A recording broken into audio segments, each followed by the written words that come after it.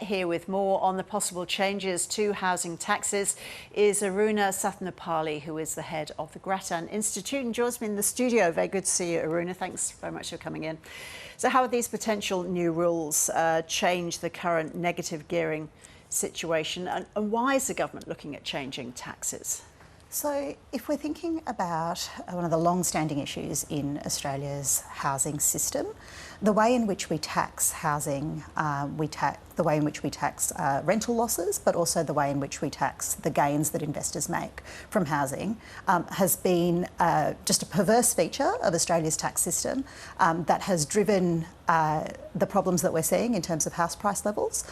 That's been recognised for quite some time, which is why reforms in this area keep getting raised. They've been raised at several elections now, but really after about 25 years now of seeing the impacts that that's had, we've reached a crunch point, and really a point where house prices in the middle rings of our suburbs for houses that aren't particularly grand or fancy are really out of the reach of income earners in Australia, and that is a situation that has really, I think, pushed a younger generation to its limits, which is why people are calling for us to have a look at these tax concessions, given the well-known reasons why those tax concessions contribute to house prices. Okay, so what changes do you think should be made to negative gearing in order to improve that situation? Yeah, so there's two elements to this that are often mentioned together, and it's worth being clear about how they operate. So the first is negative gearing, which is a set of rules that enable, so you and I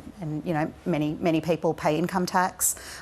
Negative gearing rules enable you to deduct from the income that you make in your job losses that you make in relation to an investment property that you own or other investments that you own. Alongside that are a set of rules as to how you might be taxed when you make gains from those investments. But talking specifically about negative gearing, it means that someone who's on a very high income can effectively deduct losses and pay less income tax while their investment is growing in value. Now, what we find is that internationally, these rules that Australia has, whereby you can use investment losses to cut down how much income tax you pay, are really unusual. Very, very few countries do it. And they sit alongside a set of discounts that we have for when you eventually sell your property and make a capital gain. You get a very preferential tax concession at that point. And so the negative gearing that you get on the way through, alongside the capital gains tax concession that you get when you sell the property, combine to make housing a very lucrative investment. And so what we propose is that you should pull back that negative gearing concession just to being able to offset your rental losses against... You said pull it back. What do you mean? Right, so if we look at what other countries do, it's not that you can't deduct losses against investment income, but you can't deduct it off against your normal wage income. So if you have a set of investments, some of those investments are making losses, some of those investments are making income, you can offset those two things in terms of how much tax you pay. But what we think you shouldn't be able to do, and what the government should consider, is not enabling people to offset those investment losses against their just day-to-day income that they earn through their wage or their salary. And that's really where we see the distortions playing out in terms of part of why high income earners in Australia are so incentivised to invest in property, and usually just existing property. How many people in that bracket there are actually using negative gearing? I don't actually have those figures to hand at the moment, but one of the things... It's a certain demographic, though. The demographic definitely skews towards higher income earners, quite clearly in the data.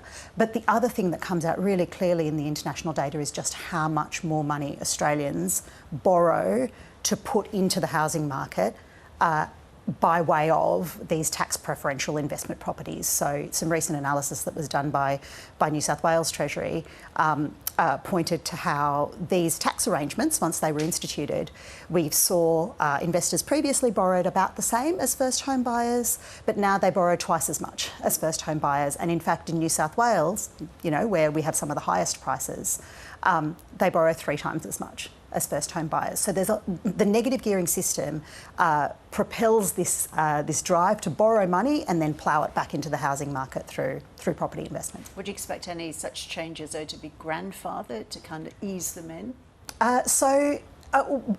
Grattan Institute's position is that you absolutely should not grandfather changes like this because that actually locks in some of the intergenerational inequity that already exists in the system.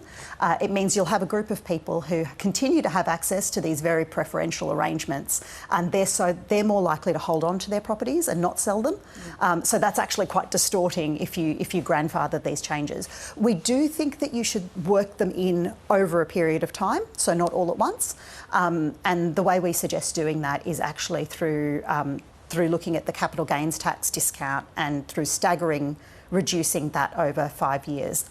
That is an important point to mention. Negative gearing works together with the capital gains tax discount. So we recommend reforming both of those things because it's in their operation together that we really see that distortion in the market. So those together, how do you see those impacting the housing market and bringing house prices down? So the principal effect that our recommendations would have, just pulling back a little bit on negative gearing and halving the capital gains tax discount, the principal effect that would have is shifting the number of investors and the number of first home buyers in the market. So we actually don't think there'll be a huge impact in prices. We estimate it to be about 1%, which is really not very much given how much price growth we've seen. Likewise, we don't estimate there to be significant impacts on supply or significant impacts on rent. Again, we've got some estimates there, they're pretty small. But the biggest impact is in that changing composition. So we'll see less investors borrowing money to go into the market and we'll see them being replaced by first home buyers. And that's the really important point because what we've seen through this period of escalating house prices and increasing numbers of investors is we've seen home ownership drop in the Australian population, and particularly for younger generations. And that's the thing that we really need to address and why we think that these absolutely should be in the Treasurer's consideration as part of this budget process.